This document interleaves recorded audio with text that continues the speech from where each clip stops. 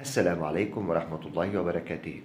عمرك سألت نفسك هو ليه الفعل look at وهو معناه ينظر إلى بيستخدم في الاستمرار، لكن الفعل see وهو برضه معناه ينظر لا يستخدم في الاستمرار؟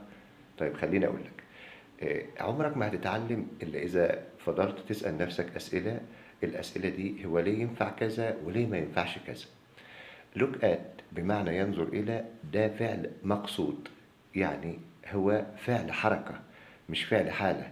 يعني أنا ما بنظرش لحد بقصد إلا لو أنا وجهت نظري إليه، فده فعل مقصود. فعشان كده ينفع إن أنا لو لقيت كلمة من كلمات المستمر إن أنا أستخدمه في الاستمرار.